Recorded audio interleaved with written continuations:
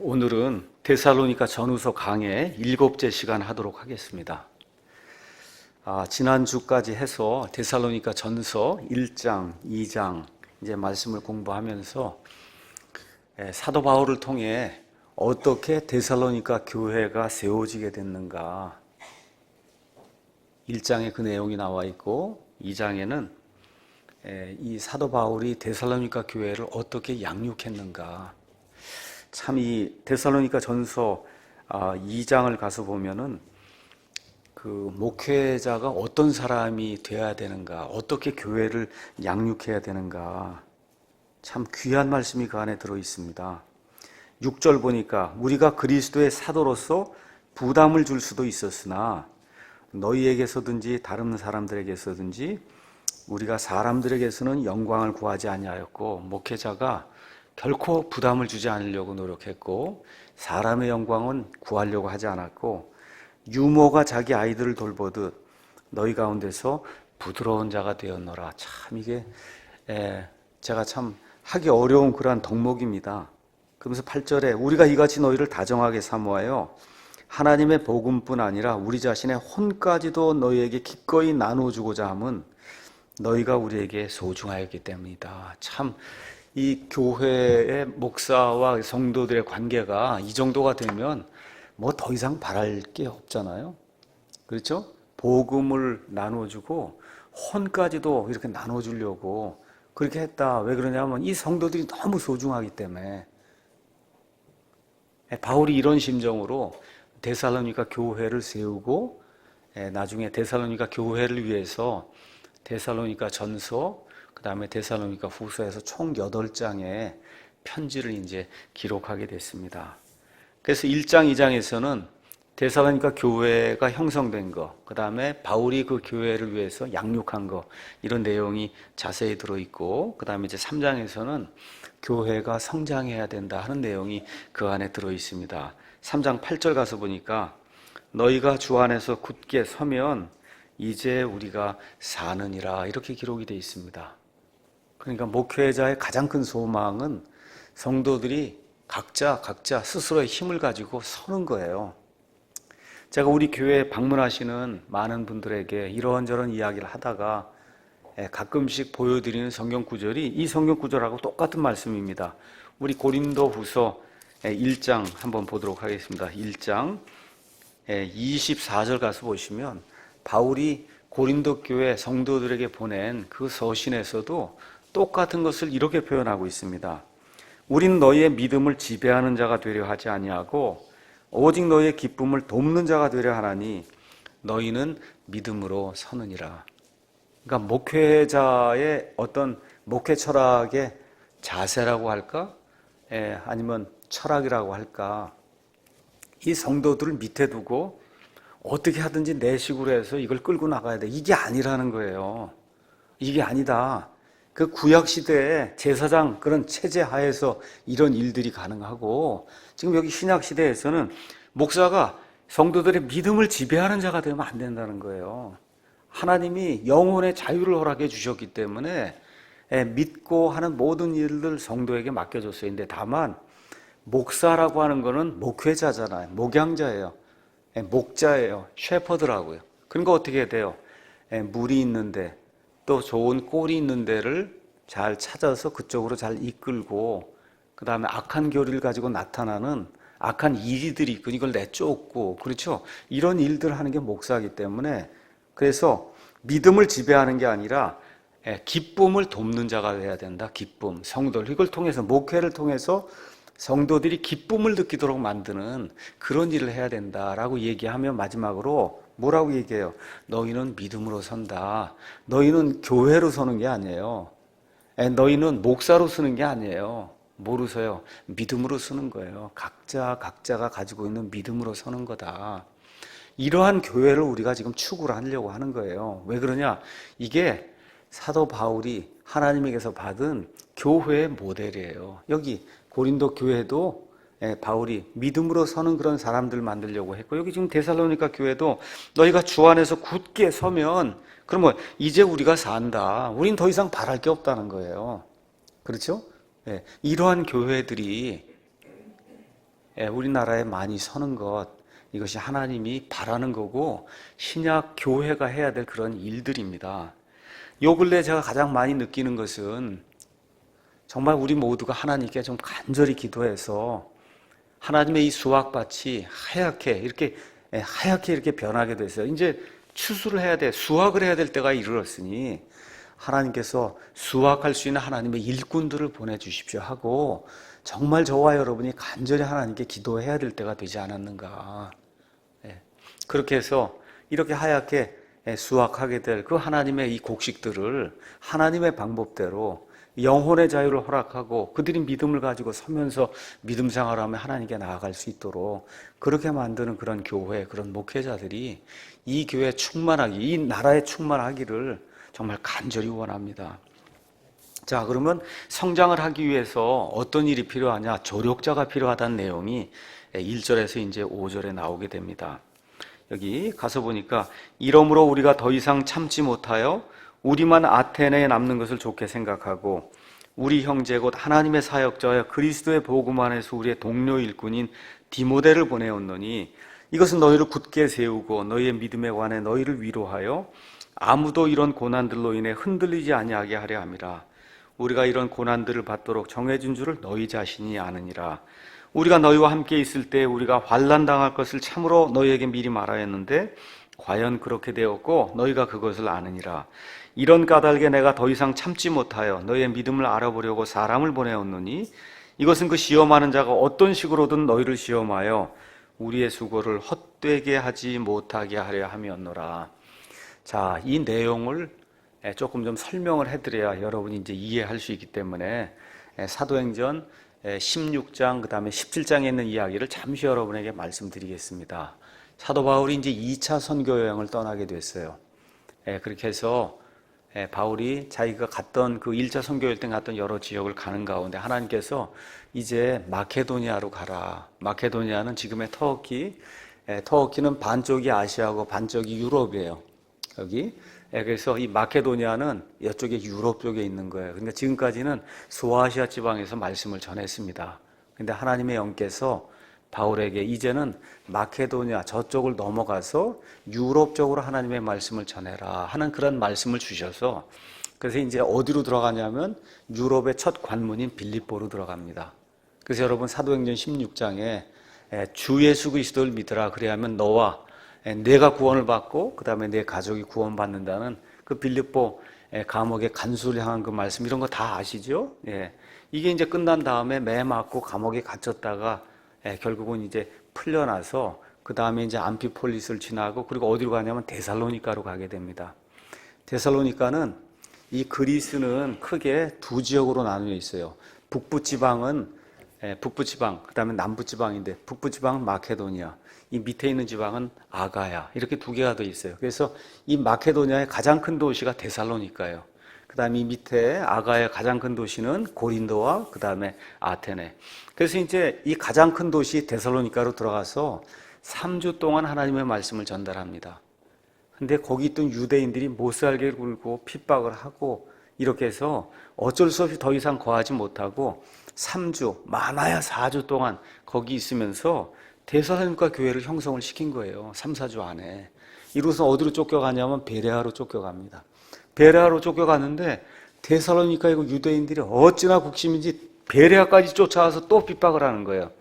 그래서 더 이상 말씀을 전달할 수가 없어서 베레아에서 저 밑에 있는 아테네로 어쩔 수 없이 피신하는 그런 내용이 이 안에 이제 기록이 되어 있습니다. 그래서 아테네로 처음에는 바울이 혼자 피신하게 돼요. 디모데라든지 다른 사람들은 다 거기 남아있는 그런 상태로. 자, 이런 가운데 어떻게 된 여인인지 모르지만 하여튼 이 아테네에 있는 동안에 디모데가 이제 이쪽에 오게 됐습니다. 그래서 지금 바울이 더 이상 참지 못하여 우리만 아테네에 남는 것을 좋게 생각하고 얘기하면서 이 디모데를 다시 데살로니가로 보냈다. 지금 하는 내용이 이 안에 이제 기록이 된 겁니다. 그래서 1절에 이러므로라고 이야기하는 것은 그들을 사랑하기 때문에 어떻게 사랑하냐 2장에 나와 있는 것처럼 유모처럼 어머니처럼 또 아버지처럼 또 교사로서 또 성경 말씀을 선포하는 복음 선포자로서 이 데살로니가 사람들을 사랑하기 때문에 우리가 더 이상 참지 못했다. 디모데를 보내서 그 사정을 알아보는 그 일 너무 궁금한 거예요. 데살로니가에 무슨 일이 생겼는가. 3주 동안 한 4주 동안 말씀을 선포해서 교회가 형성이 됐는데 지금 쫓겨나서 지금 아테네에 와 있단 말이야. 야, 정말 이 교회가 제대로 되고 있는가? 이게 너무너무 궁금한 겁니다. 그렇죠? 그래서 어쩔 수 없이 우리만 아테네에 남는 것을 어쩔 수 없이 좋게 생각했다 했는데 영어로 이제 사실 거기 가서 보시면 이 남는다고 하는 말을 to be left라고 해서 이렇게 수동태로 이게 기록이 되어 있습니다. 내가 그냥 자발적으로 남는 거면 그러면 능동태로 기록이 돼야 되는데 남겨진 거예요. 그러니까 이걸 다른 식으로 표현할 것 같으면 사실은 본인은 데살로니가에 계속 있고 싶은 거예요. 그 성도들과 함께 교회를 하고 싶은 거예요. 그런데 어쩔 수 없이 따로 떼어져서 그렇게 남겨질 수밖에 없는 그런 상황이다. 이거 이야기하면서 사역자들의 그 자세를 이 사도 바울이 이렇게 이제 보여주고 있습니다. 빌립보서 1장에 가서 보시면 그 사역자가 가지고 있는 그 자세가 그 안에 기록이 되어 있습니다. 빌립보서 1장 21절 가서 보니까 내게는 사는 것이 그리스도시요 죽는 것이 이득이니라. 개역성경처럼 죽는 것도가 아닙니다. 죽는 게 이득이에요. 죽는 것도 이득이 아니고 죽는 게 이득이라는 거예요. 그러니까 바울은 본인만을 위해서라면 죽는 게 이득이라는 거예요. 지금 빨리 죽는 게 이득이다. 그러나 내가 육체 안에 산다면 이것이 내 수고의 열매이니라. 그럼에도 내가 무엇을 택할지 알지 못하노니 떠나서 그리스도와 함께 있기를 바라며 내가 둘 사이에 끼어 있느니라. 본인 생각에는 여기 이거 사는 것 자체가 저 하늘에서 주님과 함께 있는 거에 비하면 너무 이건 비교가 안 된다는 거예요. 근데 지금 둘 사이에 끼어 있다는 거예요. 떠나서 주님과 함께 있는 거 그게 훨씬 좋다는 그것이 훨씬 더 좋으나 그럼에도 불구하고 육체 안에 거하는 것이 너희를 위해 더 필요하다. 나 본인을 위해서는 빨리 죽는 게 좋다. 저도 요새 이런저런 생각하면서 아이고 주여 이거 지금 성경 교정 마지막 이제 단계 또 한 번 해야 되는데 이거나 끝내고 죽으면 좋겠습니다. 지금 그러고 있어요. 살려주시면 한 번 더 이렇게 하고 다른 거에 대한 미련은 없습니다. 지금 여기 바울이 본인 생각을 해서는 빨리 죽는 게 좋은데 성도들을 위해서는 내가 살아있는 게 좋다. 그렇게 이야기하면서 빌립보서 3장 1절에도 끝으로 나의 형제들아 주를 기뻐하라. 너희에게 같은 것들을 쓰는 것이 참으로 내게는 부담이 되지 아니하며 너희에게는 안전하니라. 여러분 로마서부터 시작해서 히브리서까지 사도 바울이 기록해 놓은 복음서 이 서신서를 보세요. 어떨 때 같은 내용이 너무 많이 나와요. 특히 에베소서, 골로새서 이런 거 가서 보시면 거의 비슷한 내용이 중복돼서 나와요. 바울이 뭐라고 얘기해요? 너희에게 같은 것들을 쓰는 것이 내게는 참으로 부담이 안 되고 너희를 위해서 안전하다. 그래서 어느 면에서 목사가 똑같은 얘기 하는 거예요. 요 근래에도 제가 설교하잖아요. 똑같은 얘기 뭐예요? 거룩하게 살아야 된다. 요새 거의 제가 초점을 두고 얘기하는 게 거룩하게 살아야 된다는 거예요. 목사는 왜 그것 말고는 주제가 없나? 그거 말고 좀 다른 것도 많을 텐데 왜 그 얘기만 하나? 그게 내게는 부담이 안 되고 여러분을 위해서 안전한 거예요. 안전하기 때문에 거룩하게 살라고 제가 얘기하는 거예요. 왜 그러냐? 하나님 만나실 거 아니에요. 저나 여러분 다. 그렇지 않습니까? 하나님 만나셔서 회개보고 하실 거죠? 하나님하고 회개보고 하시죠? 그거 생각하고 사셔야 된다는 거. 하나님하고 내가 1대1로 회개보고 할 거다. 그때는 다른 거 필요 없어요. 얼마나 하나님의 성품에 맞게 거룩하게 살았는가. 이게 가장 중요한 판단의 기준이기 때문에 목사의 입장에서는 다른 거 없어요. 거룩하게 사는 사람이 돼야 된다고 강조해서 이야기할 수밖에 없는 겁니다. 그래서 지금 바울이 지금 똑같은 그런 심정을 가지고 빌립보 교회에도 고린도 교회에도 지금 여기 나와 있는 데살로니가 교회에도 나 자신을 위해서 지금 이 일을 하는 게 아니라 너희를 위해서 내가 이와 같은 수고를 감당하고 있다. 이렇게 이제 이야기하는 겁니다. 자, 그래서 이제 조력자를 보내는데 2절 가서 보니까 디모데를 보냈다. 이렇게 이제 나옵니다. 디모데는 뜻이 하나님을 공경한다. 이런 뜻이에요. 이름 자체가 참 좋은 그런 이름입니다. 그래서 영어로는 티모티 이렇게 이제 이야기하고 줄여서는 팀 그렇게 이제 부르는 겁니다. 자, 바울의 제자입니다. 그는 루가오니아라고 하는 그런 지방이 이제 나와요. 루가오니아는 지금의 터키 있는 데다 이렇게 생각을 하시면 됩니다. 그러니까 이 사도 바울의 주 무대는 터키예요. 그게 소아시아예요. 바울이 출생한 데도 터키예요. 여러분, 지금 터키가 믿는 사람이 거의 없어요. 그런 데인데 원래 바울이 태어난 데도 터키, 바울이 주 무대로 활동한 데도 터키다. 그러니까 이런 거 나오면 그냥 터키라고 생각하시면 됩니다. 지금의 터키. 거기에 더베나 루스드라라고 하는 그와 같은 도시가 있는데 이 두 도시 중에 하나에서 태어나서 자란 것이 아니냐, 우리가 이제 살펴볼 수 있어요. 성경 가서 살펴보니까 아버지는 그리스 사람, 어머니는 유대인, 이렇게 이제 되어 있습니다. 또 가서 보니까 할머니와 어머니의 이름까지 나와 있어요. 할머니는 이름이 로이스, 어머니 이름이 유니게. 유니게, 우리 둘째 딸 이름이 유니스예요. 유니스가 여기 성경에 유니게 이렇게 이제 표현이 되어 있는 겁니다. 유니게. 자, 그래서 거기 가서 보니 할머니와 어머니의 기도, 또 말씀 교육, 그 다음에 성경 자체를 통해 어릴 때 구원받은 것으로 그렇게 우리가 성경 말씀을 통해 알 수가 있습니다. 우리 한번 디모데후서 3장 말씀 잠깐 보겠습니다. 디모데후서 3장 가서 보니까 참으로 12절에 그리스도 예수님 안에서 하나님의 뜻대로 살고자 하는 모든 자는 핍박을 받을 터이나 악한 자들과 유혹하는 자들은 점점 더 악하여져서 속이기도 하고 속기도 하리라. 그러니까 교회 안에 믿음 생활 한다고 하면서 속이는 사람도 있고 속임을 당하는 사람도 있다는 거예요. 그러면서 그러나 너는 배워서 확신하게 된 것들 안에 거하라. 내가 그것들을 누구에게서 배운 줄 알며 또 어린아이 때부터 내가 거룩한 성경 기록들을 알았나니 할머니와 어머니의 이 믿음 교육을 통해서 어려서부터 구약 성경 말씀들을 알았다는 거예요. 그것들은 능히 너를 지혜롭게 하여 그리스도 예수님 안에 믿음을 통해 구원에 이르게 하느니라. 이 아이들도 하나님의 말씀을 듣고 이 말씀을 사랑하게 될 때 구원받을 수 있다는 거예요. 아이들도 구원받을 수 있다. 우리 교회 안에도 아이들 구원받은 아이들 많이 있고 미국의 독립교회 안에도 구원받은 아이들이 많이 있어요. 아이들도 구원받을 수 있어요. 무엇을 통해서? 성경 말씀을 통해서. 성경 말씀을 들으면 옳고 그른 것을 구분할 수 있는 지혜로운 사람이 된다는 겁니다. 디모데가 이렇게 구원받았다고 사도 바울이 지금 증언을 하고 있어요. 자, 이렇게 돼서 나중에 이제 사도 바울이 1차 선교 여행 때 이 디모데를 이제 만난 것 같고, 그 다음에 이제 2차 선교 여행 이제 가는 가운데 바울이 디모데를 이제 픽업해서 그래서 하나님의 사역자로 세우는 그런 내용이 이 사도행전 16장에 이제 기록이 되어 있습니다. 자, 이런데 가서 보니까 디모데후서 3장 조금 아까 읽었던 그 말씀 가서 보니까 무엇라 기록이 되어 있냐?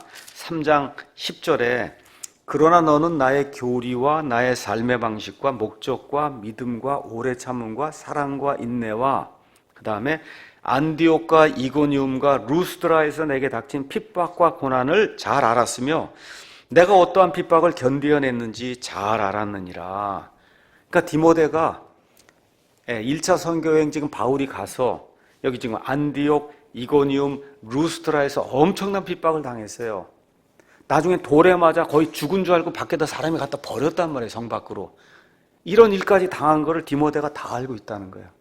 그런데 그 핍박 속에서 사도 바울이 어떻게 견디면서 복음 전도자의 사명을 잘 감당했는가를 디모데가 바울이 1차 선교 여행할 때 그걸 보고 2차 선교 여행하러 다시 그 지역에 갔을 때 많은 사람들의 추천을 받아서 바울이 디모데를 자기를 위해서 일하는 복음 전도자를 이렇게 픽업하는 그런 내용이 이제 그 안에 들어 있습니다.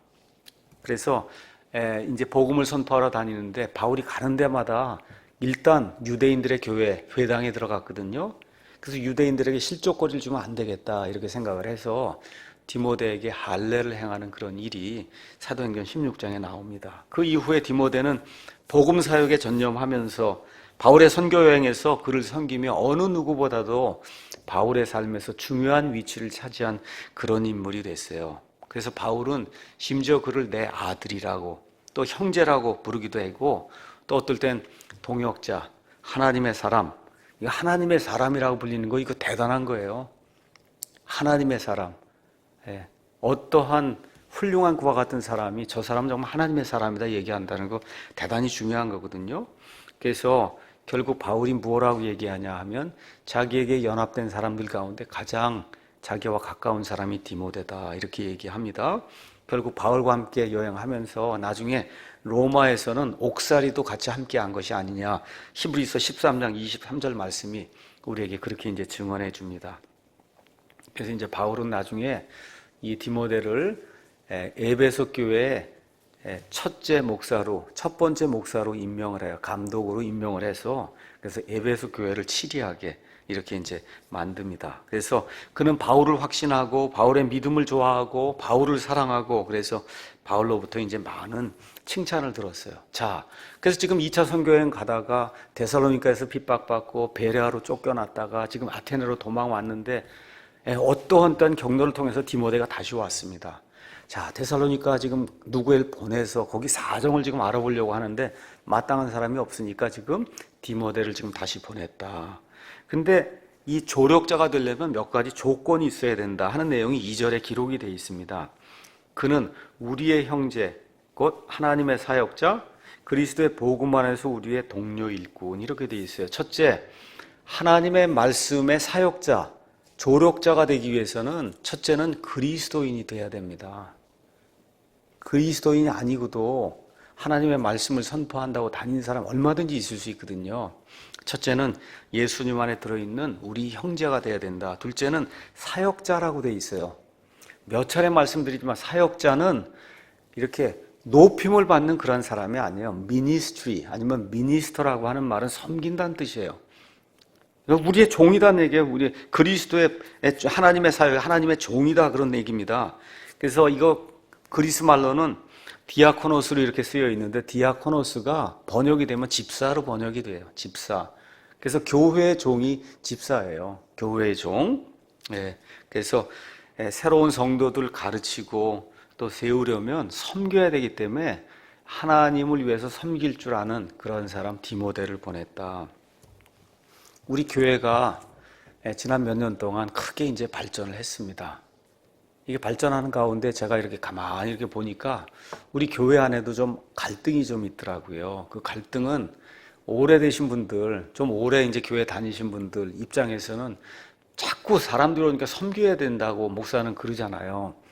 그렇죠? 근데 이거 섬기는 것도 이거 끝이 이렇게 계속 섬기기만 해야 되는가 이런 생각이 마음속에 들 수도 있고 또 새로운 사람들은 나름대로 또 이렇게 섬김을 받기를 원하는데 그게 자기가 원하는 대로 안 된다. 이렇게 해서 또 불만을 갖는 그런 경우도 있고 그렇잖아요. 이게 교회이기 때문에 참 제가 교회를 하면서 요새 이것저것 이제 생각을 많이 합니다. 특히 목사가 되다 보니까 이런저런 일을 판단해서 이렇게 했으면 좋겠다고 이야기하고 하는데 이런 것 중에 많은 경우가 실족거리가 되는 경우가 많이 있는 것 같아요. 참 그래서 지금 여기 나와 있는 것처럼 참 이런 것들이 어려운 거다. 그 다음에 또 하나가 동료 일꾼이 돼야 된다. 동료 일꾼은 팀 사역을 할 줄 아는 사람이에요. 그렇잖아요? 어느 집단이든지 뭐든지 리더가 있어요. 그 리더를 도와서 같이 일하는 팀이 있거든요. 그 팀의 일원으로 리더와 함께 같이 일할 수 있는 그런 사람이 그래야 하나님의 말씀의 조력자가 될 수 있다. 그러면서 그리스도의 복음 안에서 이런 일을 해야 된다고 이야기하고 있어요. 그래서 하나님의 그 사역자, 조력자가 감당해야 될 사명이 뭐냐? 성도들을 세우고 위로하는 건데 특별히 여기 지금 데살로니가 교회는 세워진 지 얼마 안 됐어요.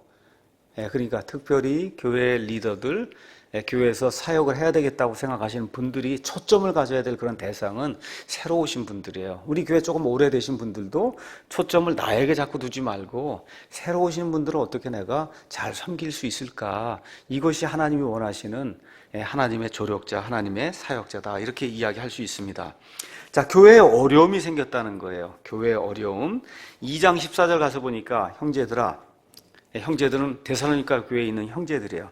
너희는 그리스도 예수님 안에서 유대에 있는 하나님의 교회들을 따르는 자들이 되었나니 그들이 누구냐 하면 유대에 있는 교회, 그 교회는 거의가 유대인들이 지금 성도들인데 그들이 유대인들로부터 고난을 받은 것 같이 얼마나 핍박을 많이 했는지 몰라요. 유대인들이 도대체 예수가 누구냐 그러고, 지금까지 우리가 2000년 동안 아브라함 이후로 모세 이후로 1500년 동안 율법을 받고 이러고 지금 살아왔는데 율법이 끝마침이 됐다고 그러고 예수님이 그러고서 이야기하니 얼마나 답답하냐 해서 그리스도인들을 엄청나게 핍박했습니다.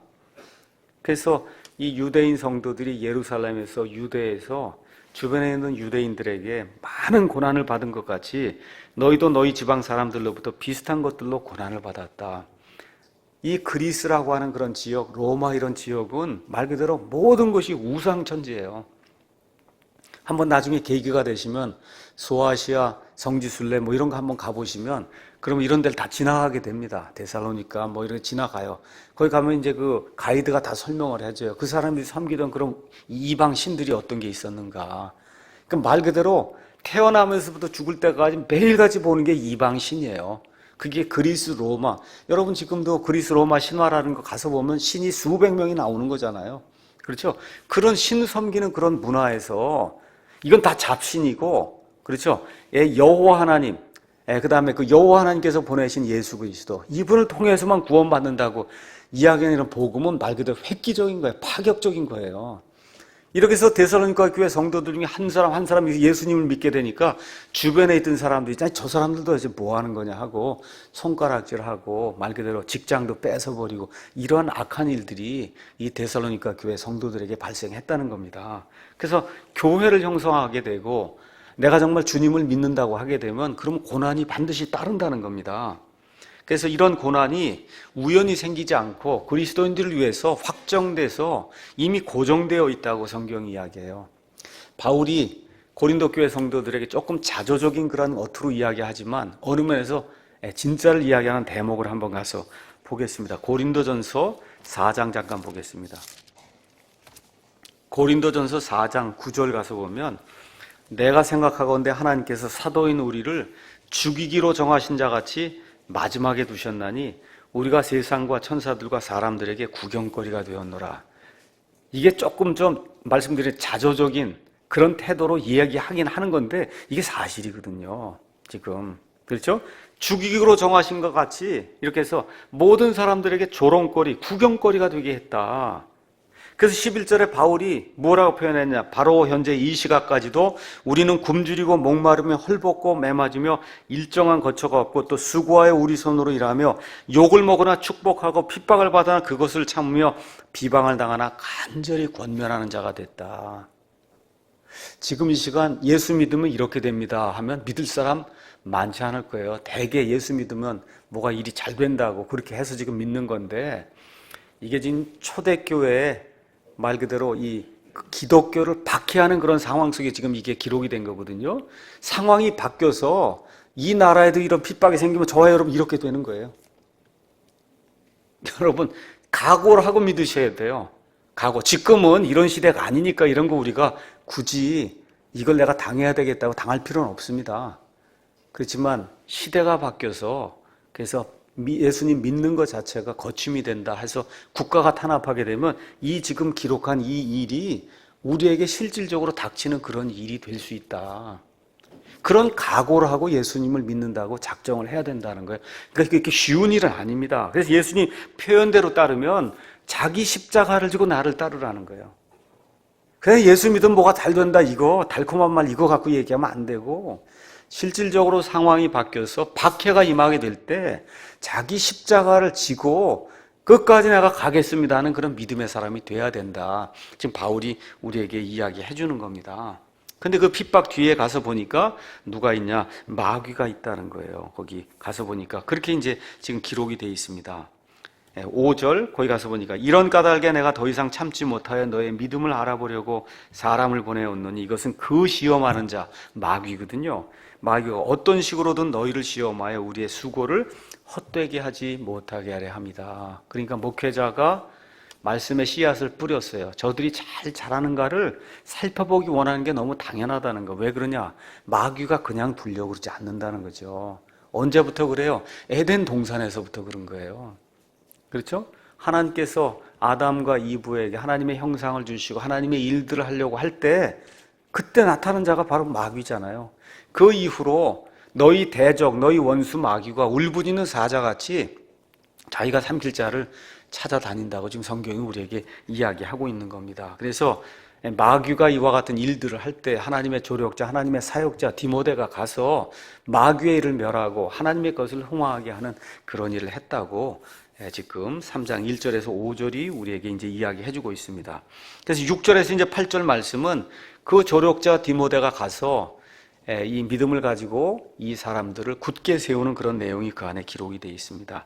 그러나 지금은 디모데가 너희를 떠나 우리에게로 와서 너희의 믿음과 사랑의 좋은 소식과 또 너희가 항상 우리를 잘 기억하여 우리가 너희를 보고자 하는 것 같이 너희도 우리를 간절히 보고자 한다는 소식을 우리에게 가져왔으니 그러므로 형제들아 우리가 우리의 모든 고난과 곤경 가운데서 너희의 믿음으로 말미암아 너희로 인해 위로를 받았느니라. 너희가 주 안에서 굳게 서면 이제 우리가 사느니라. 나는 더 이상 할 말이 없다. 내가 다시 데살로니가에 못 가도 된다는 거예요. 안 가도 된다는 거예요. 너희만 제대로 서면 나는 할 일 다 한 것이고 그것이 나의 기쁨이다. 지금 그렇게 이야기하는 겁니다. 자, 그래서 디모데를 보냈습니다. 그래서 디모데가 가서 그들을 위로하고 믿음 위에서 그들을 굳게 세우고 다시 돌아왔어요. 그렇죠? 그렇게 돌아와서 이 데살로니가 교회 성도들이 지금 바울이 애타게 데살로니가 교회 성도들을 지금 그리워하고 있어요. 이들이 잘하고 있는가? 근데 디모데가 뭐라 그래? 그 데살로니가 성도들도 사도 바울을 그렇게 간절히 사모하고 말씀 안에 서려고 합니다는 그런 좋은 소식을 가져왔다는 거예요. 그 좋은 소식에 대한 보답이 뭐냐? 데살로니가 전서 후서를 기록한 거예요. 여러분 이해하시겠죠?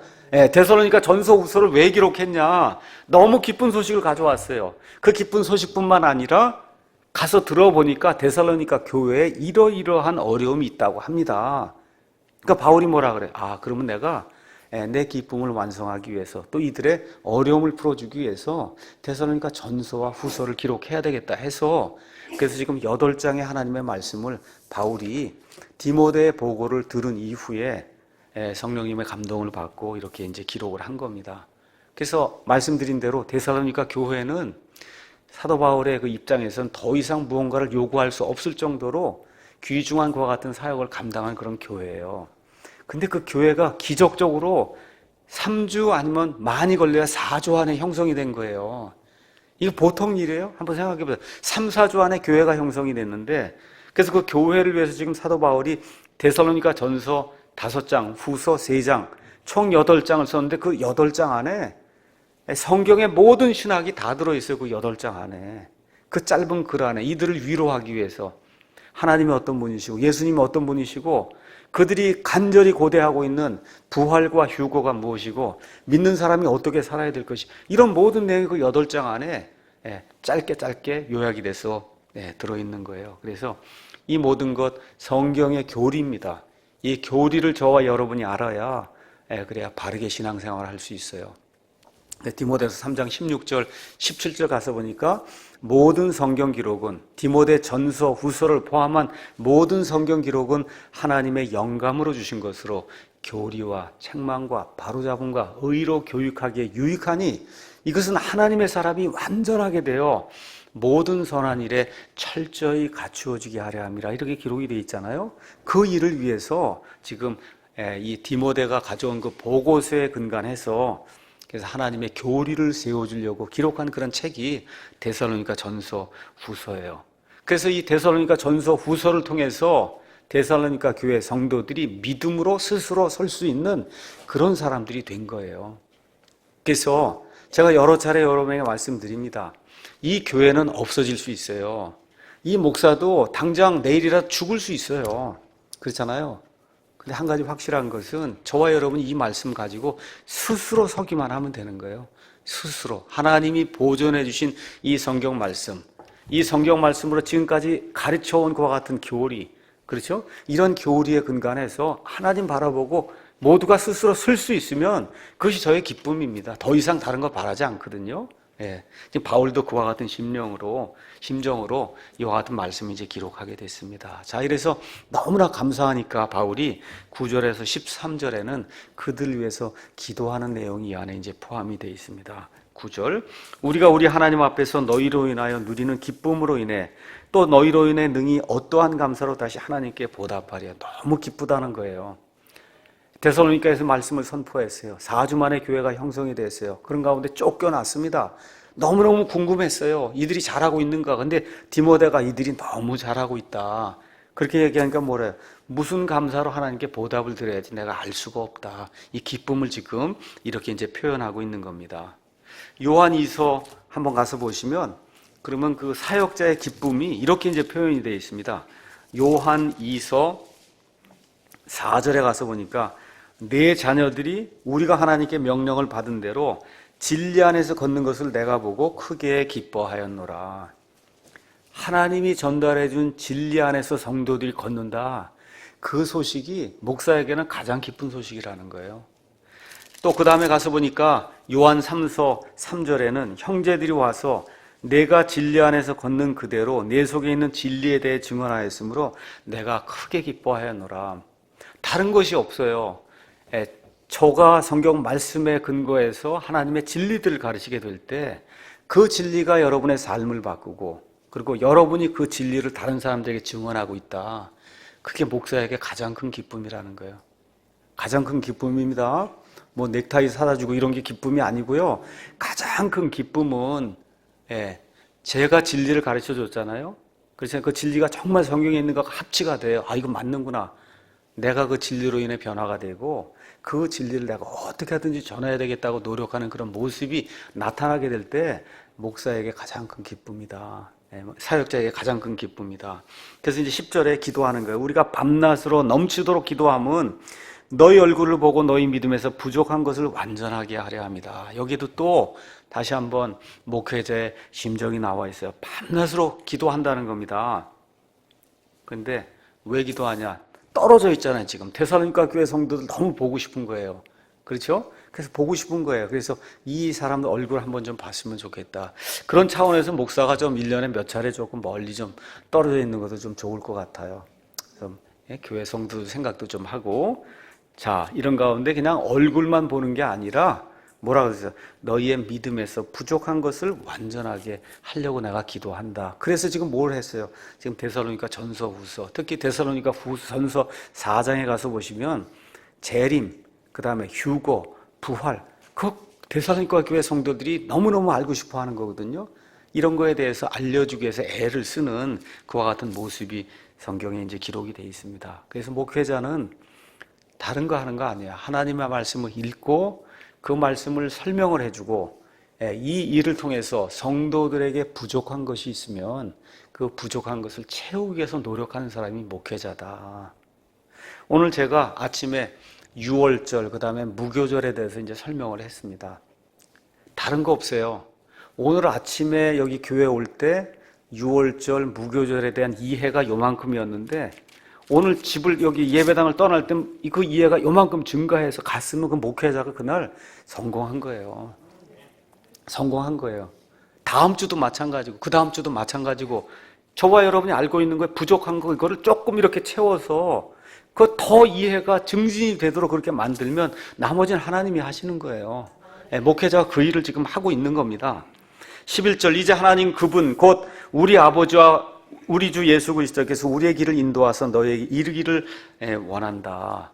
목회자의 심정, 성도들하고 같이 있고 싶어하는 그런 심정이 그 안에 기록이 되어 있습니다. 로마서 여러분 가서 읽어보시면 로마서는 사도 바울이 한 번도 가보지 않은 로마 교회 성도들 위해서 기록한 그 말씀이 로마서예요.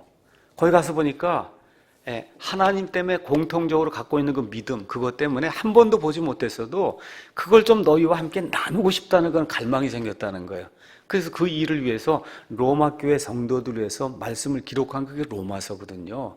그러니까 이 사역자가 정말 하나님의 말씀으로 이렇게 충만하게 된 그런 성도들이 있다. 그들과 함께 만나고 싶다. 이런 마음 갖는 게 너무 당연하다는 겁니다.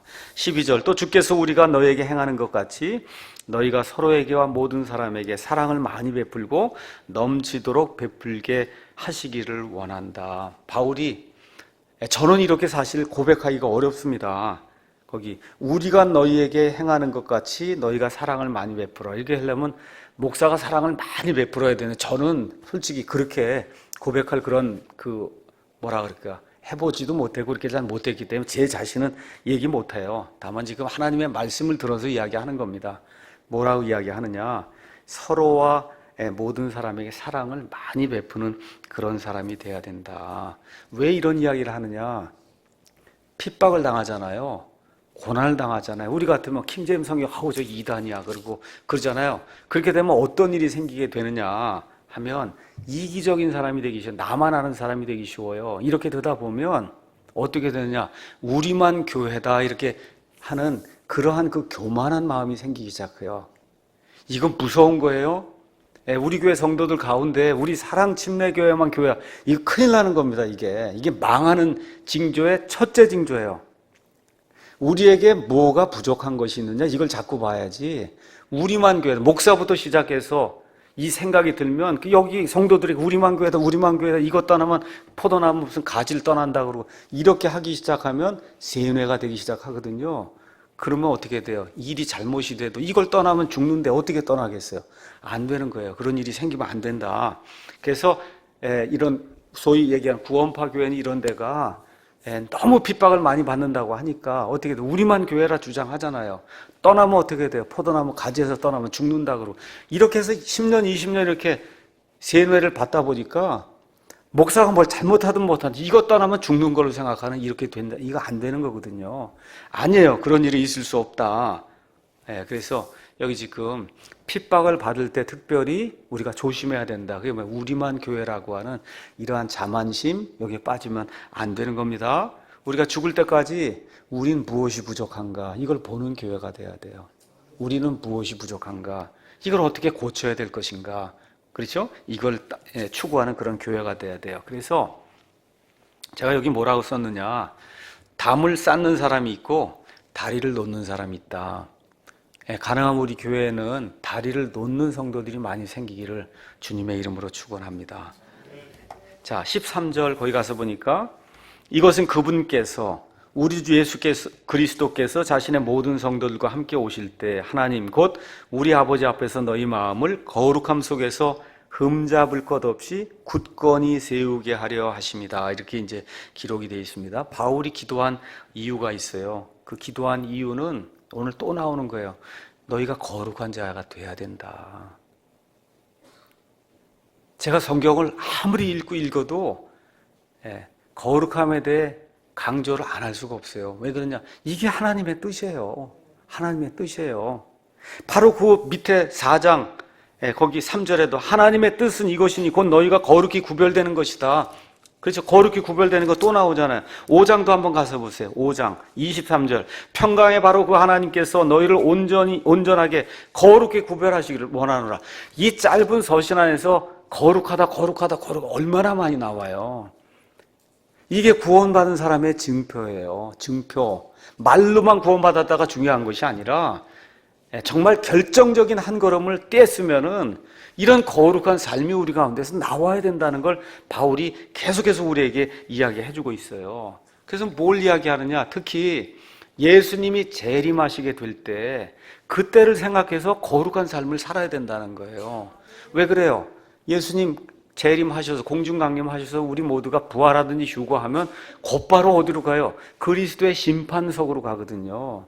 그 심판석에서 우리 몸에 행한 것, 악한 것이든 선한 것이든 그 행한 것에 따라 1대1로 서서 회개보고를 하기 때문에 예수님 재림을 정말 사모하고 하나님 앞에 설 것을 생각하면 거룩하게 살아야 된다. 지금 바울이 그렇게 이야기하고 있는 겁니다. 2장 끝에도 또 거룩함 얘기가 나옵니다. 그러니까 지금 2장, 3장, 4장 할 거 없이 계속해서 거룩함 나오는데 거룩함이 뭐하고 연관이 돼 있냐? 재림하고 연관이 돼 있는 거예요. 이 거룩함을 잘못 착각을 하고 다미성교회처럼 하얗게 옷 입고 12시에 모여서 이거 거룩함 아닙니다. 알겠죠? 그거 거룩함이 아니야. 거룩함은 하나님이 원하시는 삶을 사는 거예요. 깨끗한 삶을 사는 거지 하얗게 옷 입는다고 여러분 거룩해지는 거 아니에요. 맞습니까? 아니에요. 12시에 모여서 예배 드린다고 거룩해지는 거 아닙니다. 거룩한 거 우리의 본질이 바뀌어서 하나님이 원하시는 거룩한 삶을 사는 게 그게 하나님의 거룩함입니다. 그래서 여기 나와 있는 것처럼 무엇으로 보든지 가장 중요한 것은 하나님의 거룩한 삶을 추구하는 거다. 왜 그러냐 하면 베드로 전서 베드로 후서에 나와 있듯이 저와 여러분이 하나님의 본성에 참여한 자예요. 하나님의 본성은 거룩함이에요. 거룩함에 참여했기 때문에 거룩한 자가 돼야 된다. 그래서 베드로전서 1장 14절에서 19절도 내가 거룩하니 너희는 거룩한 자가 돼야 된다. 성경에 가서 보면 가장 많이 나오는 그런 말 중에 하나가 거룩함이에요. 사랑보다 더 많이 나옵니다. 그래서 하나님의 근본 속성이 거룩함이기 때문에 저와 여러분이 특별히 예수님 강림하신 것을 고대하면 그럼 어떻게 돼요? 하나님 앞에 쓸 것을 기억하시고 거룩한 그런 삶을 살아야 됩니다. 그래서 시편 29편 2절 말씀에 주의 이름에 합당한 영광을 그분께 드리며 거룩함의 아름다움으로 주께 예배할지어다, 이렇게 기록이 되어 있어요. 그래서 우리가 예배드리는 이거 자체에 이게 거룩한 모임이 돼야 돼요. 꽝꽝 뛰고 이게 안 되는 거, 있을 수 없는 일이에요. 지저분한 일로는 하나님께 예배 드릴 수 없습니다. 누가 봐도, 누가 보는 거는 밖에 믿지 않는 사람이 여기 들어와서 이렇게 딱 이렇게 둘러봐도 야, 여긴 정말 세상과 다르구나. 그렇죠? 아우, 예배 드린 이 사람들 모습을 보니까 이건 정말 다르구나. 목사가 말씀을 선포할 때 보니까 하나님의 권위를 가지고 있는 그대로 주께서 이렇게 말씀하시느니라 하고 하나님의 말씀을 있는 그대로 가감없이 전달하는구나. 이런 게 외부 사람이 들어와서 봤을 때 느껴지는 그런 교회가 돼야 돼요. 찬송을 부를 때도, 기도를 할 때도, 헌금을 드릴 때도, 제가 말씀드리시 아래층에서 설거지를 할 때도 밥을 배포해서 나눠줄 때 하는 모든 일이 누가 봐도 세상과 다르다. 아시겠죠? 예배당도 깨끗하게 하고, 많이 치장하라는 얘기 아닙니다. 우리가 들어와 살고 있는 이 거처가 어느 누가 보더라도 편안하고 깨끗하고 아름답고 경건한 그런 모습이 되도록 우리가 만들어야 되는 거예요. 그것이 하나님의 백성이 해야 될 일이다. 그래서 이러한 것들이 데살로니가 교회 성도들 안에서도 이루어질 수 있도록 지금 바울이 기도하고 있는 거예요. 제가 과거에 이제 독립침례교회다 해서 여러 군데 이런 데 다니면서 참 안타깝게 느낀 게 그런 거예요. 정신은 좋아야겠다 하는데 이 예배당이고 들어가서 보면 너저분하고 그냥 이렇게 이러면 안 되거든요. 이게 그렇잖아요. 돈이 많이 드는 얘기가 아니에요. 이걸 좀 보고 센스 있게 예배당도 좀 화사하게 이렇게 좀 깨끗하게 만들고 누가 보더라도 좀 오면 여기서 예배를 좀 드려봐야 되겠다 하는 그런 마음이 들도록 우리가 이거 예배당도 좀 꾸미고 그렇게 해야지. 우리 마음은 확실하니까 겉에 거 이거 아닙니다. 마음이 정말 그러면 겉으로도 나타나는 것들도 깨끗하게 우리 교회를 방문하는 사람을 맞아들일 수 있도록 그렇게 우리가 만들어야 되는 거 아니에요? 맞습니까? 화장실도 깨끗하게 하고 다 깨끗하게 해야 되는 거예요. 이런 모든 것들이 드러나게 될 때 거룩함의 아름다움으로 하나님께 예배드릴 수 있는 공간이 되고, 목사도 거룩함의 아름다움으로 하나님의 말씀을 선포하게 되고, 우리 성도들도 거룩함의 아름다움 하나님께 예배드리고 기도하고 성도들 간에 교제를 하고 아이들도 거룩함의 아름다움으로 교육을 시키고 그렇잖아. 이렇게 멋있는 그런 교회, 하나님 원하시는 그런 교회가 우리 교회가 돼야 될 것 같습니다.